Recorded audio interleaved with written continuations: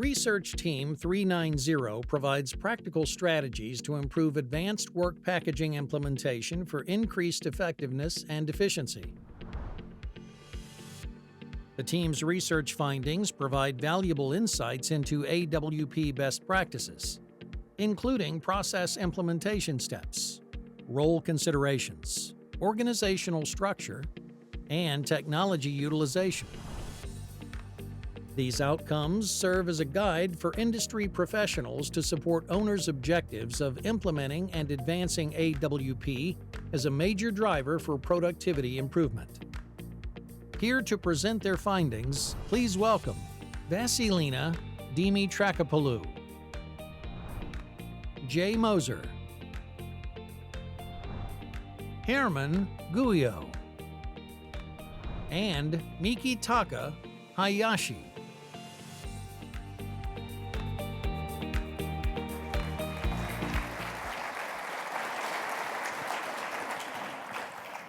Hi, everyone. Thank you very much. We're the 390 team, and we're going to talk about an essential execution guidance for successful AWP implementation. So AWP, or Advanced Work Packaging, is a planned and executable approach that extends throughout an EPC project lifecycle. It's an improvement to traditional project management since it provides a disciplined approach to organizing and delivering projects through clearly defined work packages. This is a snapshot of a project, an actual project that you're going to see throughout the presentation, where AWP has been used with significant benefits and aligned with technological advancement initiatives and proactive data management. But it is challenging to get to this point of AWP implementation.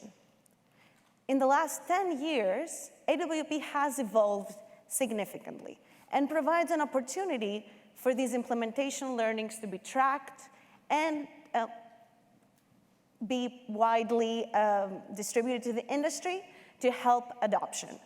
So project performance has been found to increase with AWP maturity.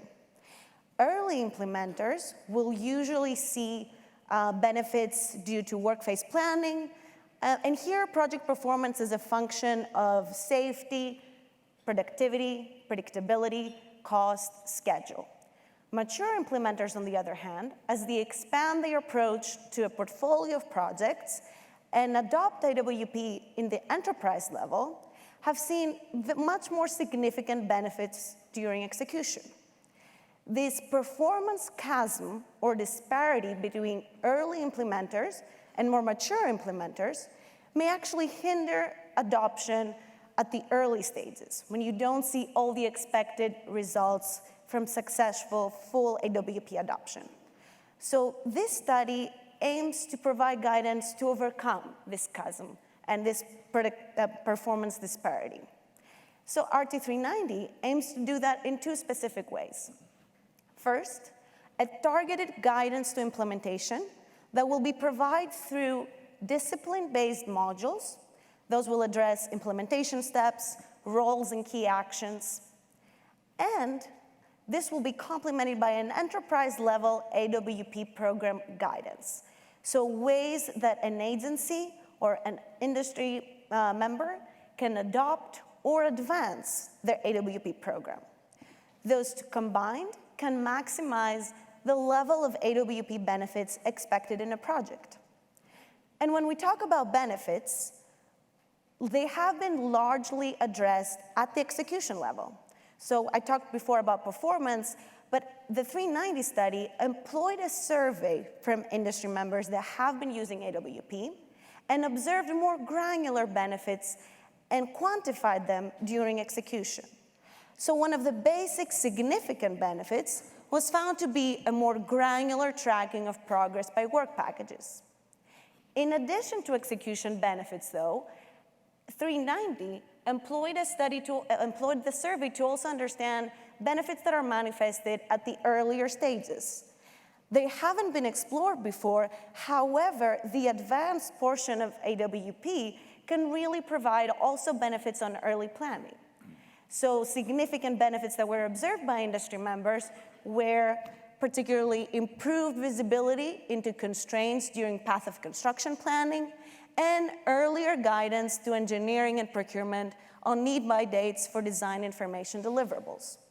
Those not only show that successful AWP can provide benefits throughout the life cycle, but also motivates the doers of each phases to really adopt the concept of AWP.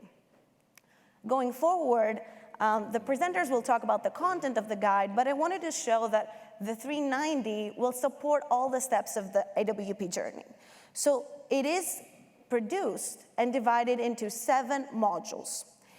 Those modules are self-contained, but altogether they provide a holistic view of the AWP adoption in the project and program level. So the first module will be the AWP Review and Owner's Guide. This will provide fundamentals of the AWP process. It's a starting point for early and mature implementers to consolidate the important key elements of AWP, and also will include owner's considerations. So key things for an owner that starts or matures their program. The 5 handbooks will include actionable guidance into discipline for each project. So the handbooks are divided into preliminary planning, detailed engineering, construction execution, commissioning and startup, and procurement. And they are all grounded by a common AWP timeline that will also cover throughout the presentation. And finally, the Enterprise Guide will provide considerations for industry, both contractors, service providers, and owners that want to start or mature their AWP program. So in summary, these 7 modules will be included as one report, and here our presenters will talk more about the content. Thank you, Vassilina. Good morning. Boy, we can't see anybody up here. Big crowd, though. I thought we'd go a little bit off script. I think we know who we are. You know who we are, but I don't think you all know who you are. So I've asked Pippa Ramsey to put together some information, and it's interesting. So a little bit about the conference. There's 454 registrants. That's of yesterday. I think there's more than that today. There was some late coming in, of which 172 different companies are represented here. There are 68 of our 126 members, the member companies that are represented here. And really unique one is 18 countries are represented today. So, you know, happy 40th year, CII. I think this kind of proves that the value is here, right? Yeah.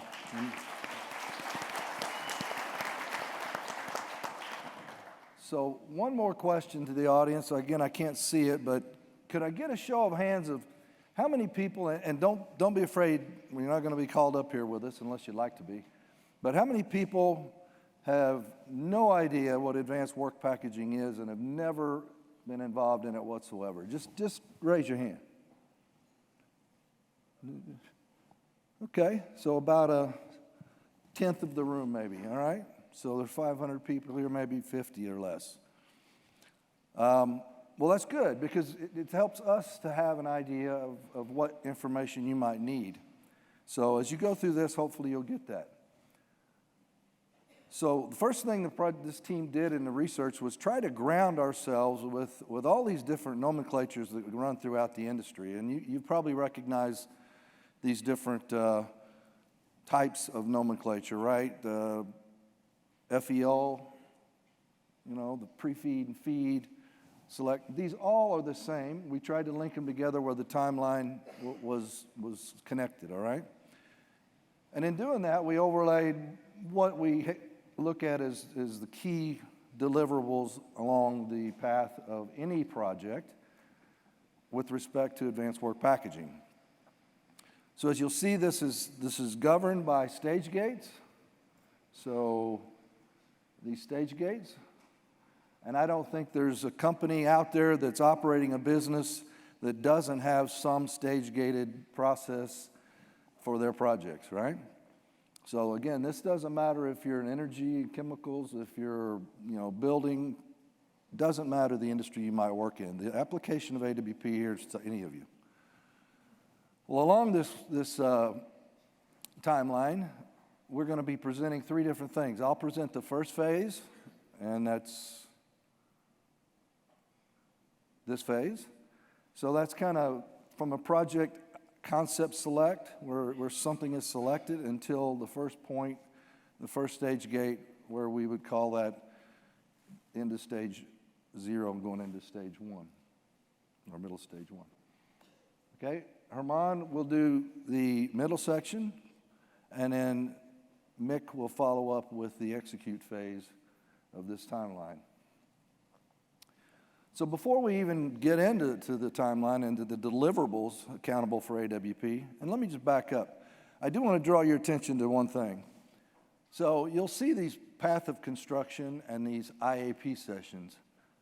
Just draw your attention to that, because these are iterative things, right? These happen multiple times throughout the project. We have one initially, we get a path of construction, we do it again once we get past our stage gate, we do it again in preparation for our next stage gate, and so on and so forth. So this is something that you'll see builds. Just keep that in mind. All right, so this picture's not in the guide, and it's not intended to be in our research, but I think the importance of it is that no matter what you're doing, you need to have an idea of what you're going to do with digital capabilities. What are you going to do with data? How are you going to manage it? You know, you can see in the left, we all play in the game of engineering and document control and procurement, and these are things that happen on every project. So we have to deal with that, we know that. But what we also have is other information that we need to put into some kind of an engineering warehouse, a data warehouse, you call it what you wish. But we have to be able to obtain that data, pull that data in, and have a common place that we can share that data. So you've heard a lot maybe in the past about data requirements from CII, and that really plays into this. But having an idea of how things like AWP can, in the future, connect other tools and technologies is important. So you really need to think about what data do you need, and at the end of the day, what of that data are you going to turn over to your asset for operations? Because that's where the rubber hits the road. We're building it to operate it, to have a sustainable business. So it's important to have this in mind when you go into a project. All right, so the first interactive planning session, this is that's called IAP on that slide. You'll see on the left, expertise. And typically at the start of a job, this is one person per expertise, if you will. One operator, one project person, one construction person, one procurement person. Fairly small team, but you have to have a meeting to discuss all these various things you have on the right, which are your inputs to that interactive planning session. And ultimately, what you get out of that is a path of construction. And the path of construction throughout the life cycle of the project, again, will be iterative. It will get larger. These meetings will have more attendees. You might get discipline engineers involved. You might get your planning and cost people involved, et cetera. It will grow, okay? And so what you'll see here is kind of just a list of some of the outputs that you'll achieve from having these interactive planning sessions. So I'm going to stop right here, and I'm going to say, if you're to the point in that project phase that I showed you, at the end of the very first stage, and you don't have these 3 elements embedded in your planning, then you're not doing AWP, all right? And one of those is a path of construction, okay? We really love to have this in a digital environment. I'll show you what that means in a second. We need data, AWP coding structure, that's the data requirements, the digital threads, everything you need to link your data together. You have to tie that to your work breakdown structure. If you do it now, it'll carry with the project throughout all the way down to tag level, okay? And then the last would be, you have to know what you're going to do with your contract. You have to have some strategy at this point. You don't have to have it in place, but you have to have a strategy. So I'm going to take 1 minute and go to a video and give you an example of the first path of construction, okay? Path of construction is the method of combining the schedule data with the 3D engineering model to visualize the build sequence.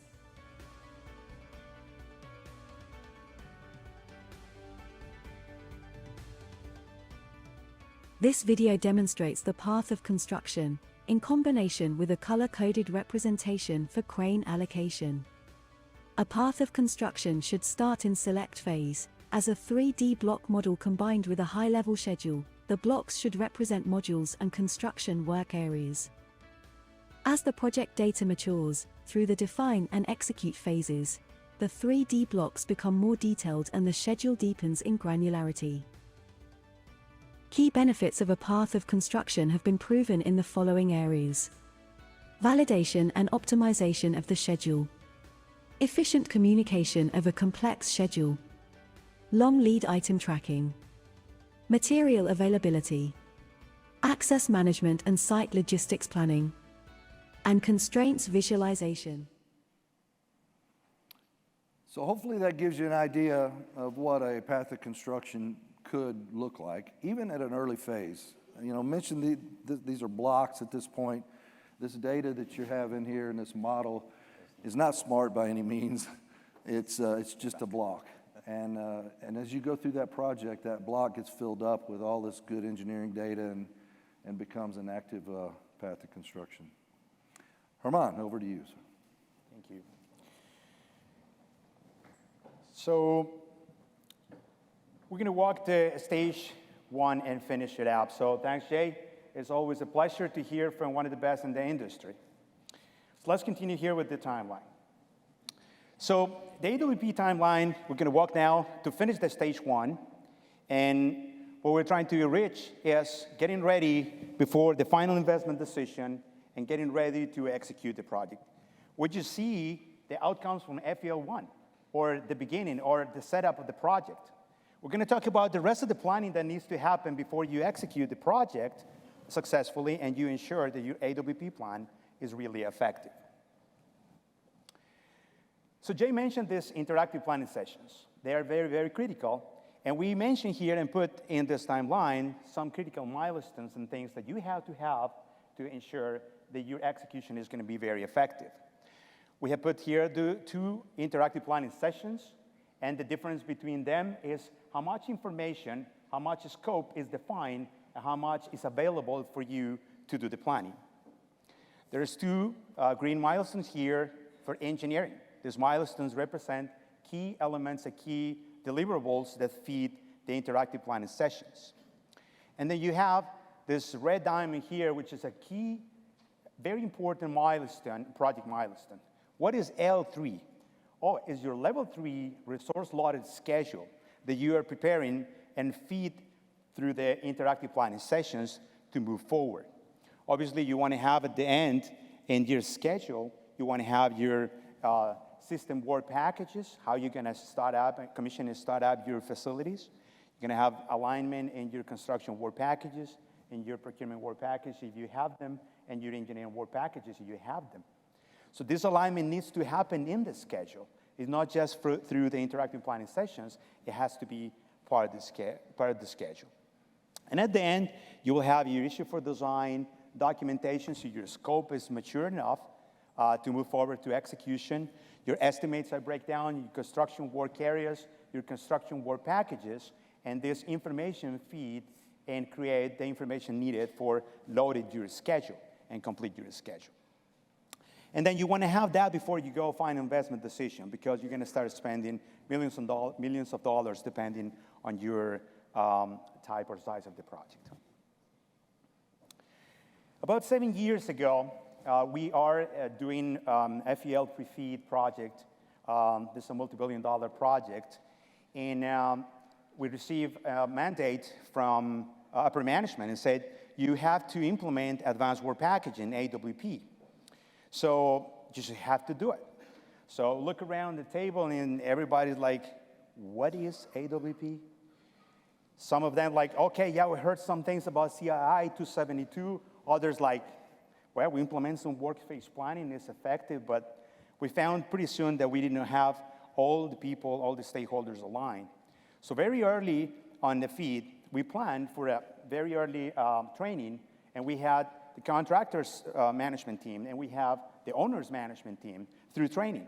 We went through the training, the whole week spent on understanding and trying to reach alignment on advanced work packaging. At the end of it, one of the best construction managers I ever worked with, Mike, came to me and said, hey, can I talk to you for a moment? Yeah, sure, what's going on? And said, look, if we really can do the stuff that this training has given us, this is gonna be utopia in construction. This is gonna be phenomenal. Utopia literally means no place. It's come from the Greek word, eu, meaning no or not, and topos, place. So for many, many years, since Moore's time, utopia has come to mean a place of ideal perfection. So what you're trying to do in the planning, and this is the real advanced work packaging through the process, is you're trying to identify and set up your ideal, or find your ideal execution plan, your ideal project, with the fundamentals and with the elements that will make your project successful. So that's what we're trying to do. How do you create utopia? Well, we had this great graph from Team RT 374, and then we know that it's important and it's a fundamental thing for AWP, begin with the end in mind. So obviously, you have to have your commissioning, your path construction, your path commissioning and startup sequencing, so you know which elements of your asset needs to be built first, and then they are inputs to the planning and go on. One more important element for owners, as Jay mentioned it, is we are building assets. And for the owner who's investing money to making sure we can produce solutions for the world and also to make money, we want an asset that is in commercial operation. That's the ultimate goal. And to reach that first element we want to point it out for the successful of this ideal project and find perfection in this planning is project managers are responsible for the success of the project. We know that. But they are also responsible, we are responsible for the implementation of AWP. And this is very critical. So it's not anymore your champion only trying to achieve the benefits of AWP. It's driven by the project managers. We point here project managers because not only the project manager of your organization, the owner's organization, is the multiple project managers that will join in this long journey to execute and have an asset in operation. The contractors' project managers, the suppliers' project managers, the vendors' project managers, and all that encompass, they have to lead the pack to make the project successful and AWP successful. The second element, and this is well known for good practices in project management, your interactive planning sessions. Those are the fundamental cornerstone of it. So you have to have, it is complicated. You have to have multiple things that feed your path of construction, that feed how you're gonna build the asset, but they have to be aligned. And you notice alignment is the key on them. And we know that from multiple sources. So at the end, you wanna have a good schedule with your construction work packages defined, so you have a release plan for them, but it is aligned. And you find this confusing lines all over that go back and forward because it is interactive. It's not just one time. You set it up, you set up the part of construction, you move forward. I want to point your attention to something phenomenal here is your system work packages. Your system sequence have to be defined because you want your plan. You don't want to reach as mechanical completion. You say, okay, we're done. Phenomenal. Success for the project. Success is when the asset is in operation and then it's working. So we need to start it up, we need to do that, and we need to fit this into the program. And it has to be the proper alignment all the way through. So interactive planning sessions, absolutely fundamental. The right experts have to be in the table, not necessary companies specifically, depends on the size of the project, but it's important that the expertise is in the room, as Jay was mentioning before. Another element that is very critical, we have this from PDRI Matters, the front-end design. And around the scope definition, there is a lot of components that are fundamentally critical to be able to create a baseline for execution, to be able to create your ideal, your utopia project for execution. And you notice here, AWP is highlighted in each one of this, because every stakeholder has pieces of the puzzle that gear up to make your project successful. So I think gone are the days that you have, just the construction team or some AWP champions trying to drive the execution and make all the benefits and maximize the benefits of AWP. Because every stakeholder has pieces of the puzzle to be able to construct the baseline. We highlight this in the Handbook A and the Enterprise Guide. Okay, so we talk about multidiscipline expertise, bringing to the AWP room, and then having the ideal project. And here is your project execution.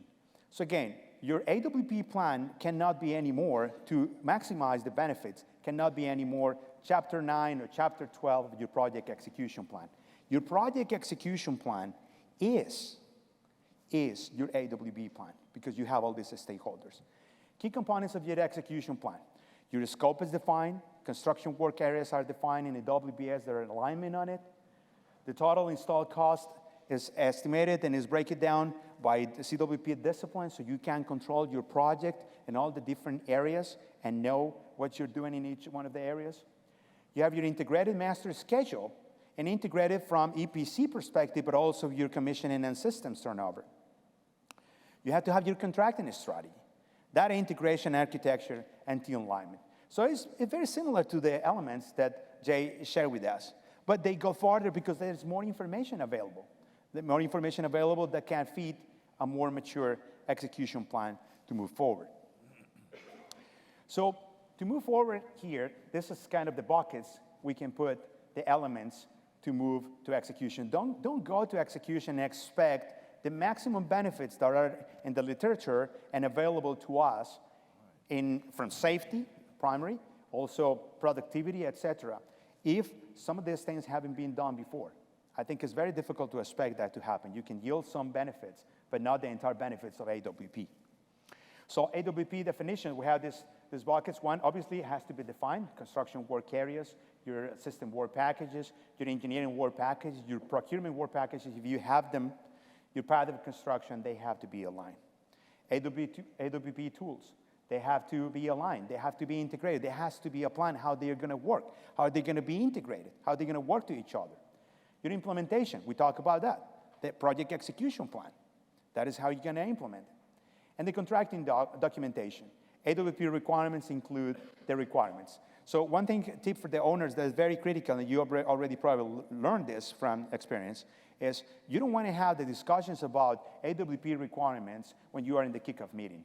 You want to make sure your request for a proposal and the information where you're requesting your contractors to come to the table, their requirements are there.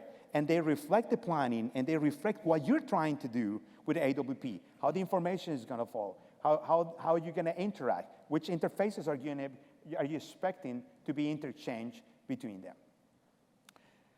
So finally, we reached the point, we have passed the pre-feed and feed, or FEL2 and FEL3, and now we are really ready for the execution.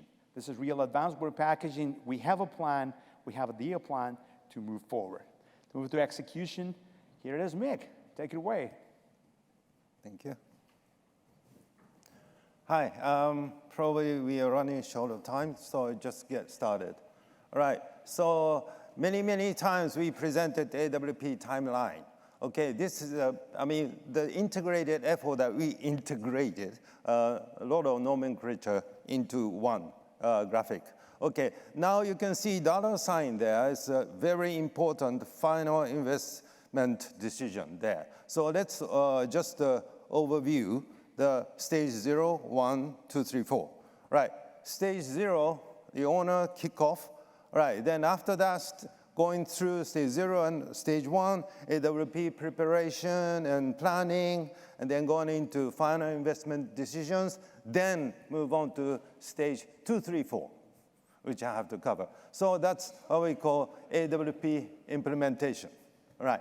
So now the real AWP is implemented in the construction stage, as you know very well. Right, so AWP, I mean, in a sense, it's a very long journey. Maybe longer than your marriage, I don't know. But every time you go sideways, you have to get back on the right track, right?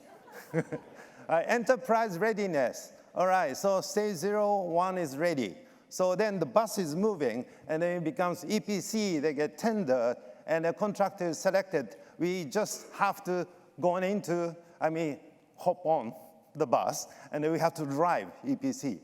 All right, so that's actually, we need to have an enterprise readiness. Right, then major success points focus on what is critical.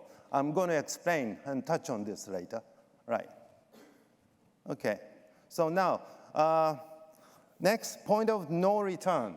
As you can see, once you're going into physical world, you cannot return. So I'm going to talk about conceptual, virtual, and then physical. But then construction is always physical. Then finally, AWP Foundation, I'm going to touch on the importance of data. Harness AWP with data. Okay, so stage 0, 1, 2, 3, 4. Okay, you can see implementation phases, conceptual, virtual, and physical. Right, now, okay, conceptual is like a thinking, meeting, interactive planning.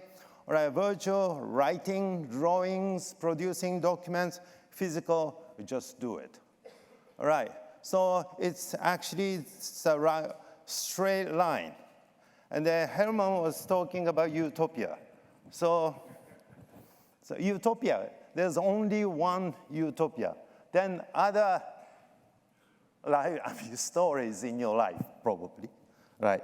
You can see a lot of sad faces, angry faces, right? So, I'm not talking negative about AWP. So I'm talking about nothing can be really perfect. So the thing is, whenever, the EPC, say, EPC contractor jump into the bus, you are not always see the smiling faces, right? Something is not ready. Something is actually changed. Maybe long lead item was not contracted. We don't know, right? Maybe the price is too low. Okay, so going into stage 2 engineering, that's the last phase of virtual phase, because after that, you cannot go back. So every time you go slightly sideways, you have to fix it, right? You can see in your marriage, right? So that's why we always have to focus on the right direction. Then how do we do that? So we suggest that we focus on the critical ones, not everything. We are not doing the project for AWP. We are doing the project using AWP. So we have to focus on the critical items. So many sad faces, angry faces. Tolstoy said that each unhappy family has its, in its own way. You can say it, right? Okay, now next. So since we are jumping into the bus, right, EPC is already running, so what do we do? As an enterprise, right, we tender for a project, we get awarded, and then, okay, let's go. The clock is already ticking. So that means we got to be ready as an enterprise, or even at least few project managers, at least, they have to be aware of how the AWP should be implemented, how they should build the organization, right? So AWP maturity level should be high enough, and then system and data environment is ready, and they apply AWP to projects, right? So that's why one enterprise applying project, AWP to project, and then a few years later, applying the AWP method to another project. So it's each time they get probably different maturity level. So that's why we got to be thinking about overall enterprise. Okay, do this one first, second, third, fourth, right? So each time we have to configure the project, right? WBS, work packages, roles, responsibilities, coding structures, and AWP monitoring schemes, a lot of things we got to do. So please think about not only a project, just thinking in the enterprise level. Okay, applying the enterprise AWP foundation to EPC project, that's the key point. Okay, now I talked about focusing on what is critical. Okay, there are a few critical points I should explain to you. One is system to area and area to system. That means designing, that means engineering always start with the process design, which is system-based. Then going to say, equipment, piping, civil, and going into area-based, physical-based. And then going into, final system-based turnover. Right, so you can see the phase changes. Right, focus on area system changes, because if you don't focus it, you cannot even start first concrete. Because we actually experience, we are using AWP, and then we are, excavating, and then,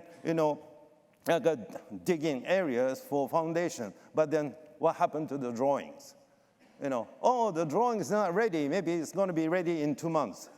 It's from the beginning, we delay in 2 months. So we got to be careful on this point, right? Then we got to always keep the critical path, of course. Then manage critical changes and impacts, especially third-party involvement.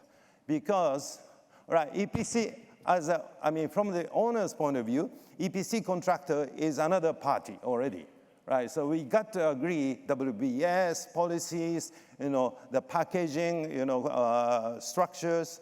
Then again, we got to involve a lot of third parties, which is equipment suppliers, subcontractors, right? So that's why we got to have a common knowledge, common concept of AWP. That's why CII is very, very important. We are actually propagating the common concept to all the people. Right. Then, naturally, we are going to form information supply chain within those people, like companies. We may call it community. Right. Of course, then the next one is the long lead items, which is always critical. Then finally, monitor the critical KPIs, and consistent data quality is required. Real-time data feed is required. All right. Then, in summary, engineering last is almost always constructed first. Second, requirement to complete all area-based IWP is the absolute requirements, mandatory requirements to start system-based IWP, SWP. Okay, next. Okay, we're going into construction phase. Okay, conceptual, virtual, again, to physical. But in conceptual, virtual, even if you make mistakes, you can still redo it if you have time. Plan with end in mind, of course, aiming in the right direction, yeah? And then conduct interactive planning sessions many, many times until you get satisfaction. And then prepare for the physical implementation. POC and simple AWP procedures, and build strong data management in infrastructure, right? Then, going into physical, the construction that cannot stop anymore, right? Focus on critical path and gathering data, and then monitor real-time KPIs and make quick decisions, make quick actions, all right? So now it's the construction. It's a real story. Okay, now finally, I want to touch on the data. You can see the amount of data increased from stage 0, 1, 2, 3, 4, right? Data volume explodes. Okay, so that's why please keep master tag and document register, and use AWP data requirements and standard, then control data quality. Right. Now you can see this is just a sample of structure of data around tags. Tag, we have a tag class and area breakdown structure, system breakdown structure, work breakdown structure. Maybe half of them is already industrial standard by CFOS. Some of you may know. So please follow the standard. Okay, now finally conduct data governance. Okay. Now AWP starts with, probably you know, start with decomposition of the project. You chop down the project into pieces, more granular level, right? So that we can have a granular control. Then granular control requires more data because each package is smaller now, then you have each own constraints, document drawing constraints, material constraints, resource constraints. So that's why we need more data. Then more data means more digitalization and a strong data management. So that's the key point, the final slide. Okay, so now, sorry. Okay, so as you can see, the circle, the wheel, I'm only presenting this for your reference.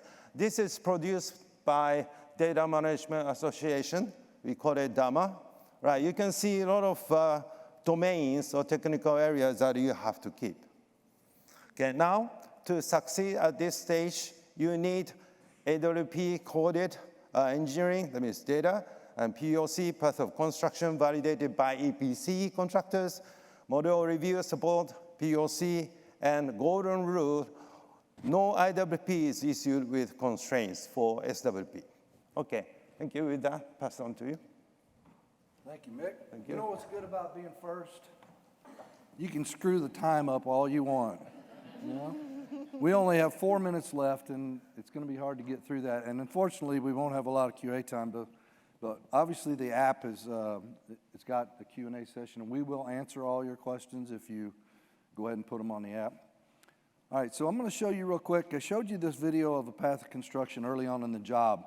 Now we're in execute. We have a fully developed 3D model with all of its attributes, with everything that you need to see from material to purchase orders or whatever, and we have overlaid a schedule on it to create a final 4D model. So let's take 1 minute and review what this looks like, and I'm going to let your eyes adjust, so if they can start it, get the picture up. There you go. So on the top right, you'll see a 2D of the entire facility, and the other 3 photos are going to be the separate portions of the units, okay? So you can track which one you want. Your eyes will go nuts, but everything you're seeing here is fully developed and connected together, linked to a schedule, and I'll go ahead and let it run. I'll continue to talk because there is no narrator for this, but I would say that validation of construction sequence is critical. This enables us to do that. It enables us to communicate between all parties. It breaks down language barriers. There's no language required to see this visual. It allows scenario planning. Are we right? We need to optimize schedule. We can use this to actually effectively look at our yards outside of the on-site facilities. We can also utilize this kind of data to measure against real-time progress. In other words, photography, drones, flyovers, mapped against the same GIS system and lay them over top of each other. How much do we do today? What are we doing tomorrow? Do I have a crane in the way? Do I have a whatever? It's very good for planning.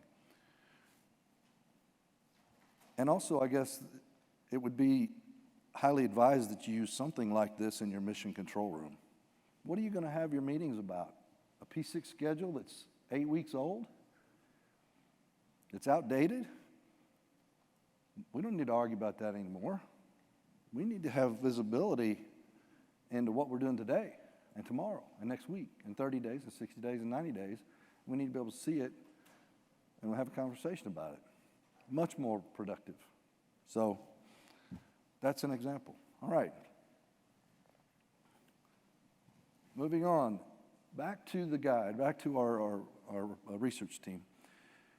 So you have this execution guide. It's been developed. CII has it. It's in writing. It'll be done by the end of Q3, give or take. Don't hold me to a date. But what I would like to leave you with is it's important to understand whether you were the 50 people or approximately that raised your hand that knew nothing about AWP.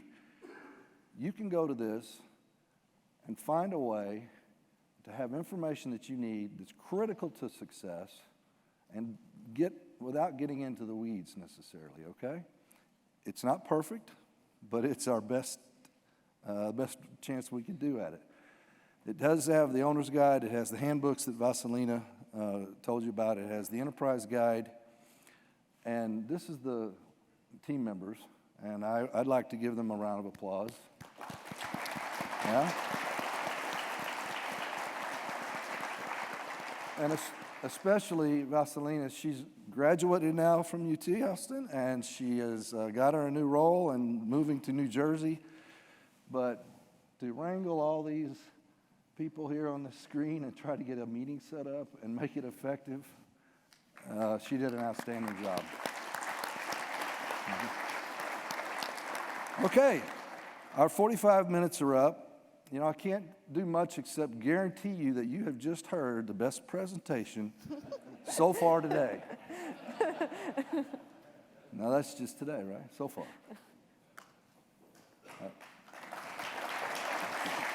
We just ran a bit longer. A bit longer, right. A few seconds. Thank you so much, team. So they are over, but we're going to give them 5 minutes for Q&A anyway. You're not getting out of Q&A. Oh. All right, so here's the first one. It's a doozy. How do we convince engineering and procurement teams to execute AWP principles if they don't understand the benefits? No, I knew I was going to get ranked with that. Wow. So, yeah, it's a good question, and it's asked quite often. And without being, I guess, too, well, I just have to be honest. If you're going to work in the industry that we're in, energy and chemicals, you're going to have to apply AWP, okay? We stood side by side with owners in 2019 at this conference in San Diego, and we all agreed that if you're going to work for us, you need to implement AWP. So maybe the rest is a moot point, but it's not, because we've seen success of engineering, of EPs, and of EPCs in this process. We've seen a benefit to them. The real question everybody wants to know is, what's the benefit to me from AWP, right? Well, maybe there's a big benefit to the owner with productivity improvement and safety and quality and cost and schedule predictability and all those things that it brings. But what is it to me if you're an engineer? And yes, if you've never done it, you may have a learning curve. I think that goes with anything you do in life, okay? This is work. This is not play. So you're going to have to work at it. But once you do it once, and once you get that, there'll become a time, whether you're an engineer, a construction worker, a planner, scheduler, that you go, aha. Now I see why, and I can't explain to you what that aha moment is, but you get the old folks like myself who haven't, maybe had the expertise to this. There will be a time where that person says, man, if I would have had this 30 years ago, what could I have done with it? So maybe that's not a great answer, but it's my answer. Can I add one? Yeah, go ahead, Mick. Yeah, thanks. So one word, they need, engineering and procurement people, they need a construction people's appreciation. Otherwise, they usually get scolded, shouted against, Instead, oh, thank you very much, because you did a good job. Our construction went very smooth. Okay, next time, please, Because, EPC is satisfying owners, operators, right? Yeah. So the next phase is always a customer. So we need a customer's appreciation. And we don't chase them engineering hours as much. I mean, let's face it, what's an engineering man-hour compared to a construction man-hour when we have overhead cranes and other things out there? I mean, 80% of the digital threads plus are in engineering procurement. So they're generated in engineering. If we don't have the engineers doing the work and the procurement teams doing the work they need to do, then we're going to pay for it on the back end. And that's the process, okay? Okay, Thank one you. more question. Okay. So what are the key steps in moving to enterprise implementation? Yeah. Wow. I can say what Yeah. we have in the guide based on all the experiences from the team. So essentially, we distilled that enterprise readiness that Mick talked about on 4 foundational blocks. So understanding the barriers, each organization will have different barriers that that may hinder their enterprise adoption. You have to understand them to overcome them. Then we have training and expertise.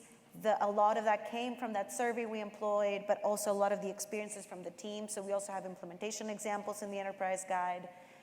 There's also the AWP scalability. So how do you employ the AWP in different types of projects or scale? This will, again, vary with internal processes that you have existing, and the information management that you set up to be able to adopt all the intricate information that Jay and Mick and Germain presented in terms of data and consolidating that. And that enterprise readiness will act as a base with links to each project. So making sure that that knowledge transfer is there based on different people that are engaged on different projects. So we don't have different maturity within a same organization. So that's a good example of what we've got in this information. But I'll give you some hints from my perspective for programs. And what was the question about? Moving to Enterprise? enterprise. Mhm. Okay, so a couple of key learnings for me. We started out with work-face planning, and if you're going into an enterprise or a portfolio of small projects, we thought, well, we can get a quick win if we just can manage our constraints and do work-face planning. And it's true, you can get a quick win. You can start seeing it immediately. But it's very, very heavy on the construction. It's led by construction, right? It is construction. So what are you missing when you do that? You miss the input from engineering, the input from procurement, because you haven't engaged them on anything. You're just developing IWPs, or field installation work packages, from what you've got. You don't know if it's in the right order, if it's not in the right order. So you can't get there. You can't get to the total benefit. You can only get a portion of it. So I think we learned that pick out a right-sized project to go through the whole phase of AWP. Let's don't just focus on this because it's a quick win. Let's pick a job out. Let's go back and start from scratch and get all the benefit.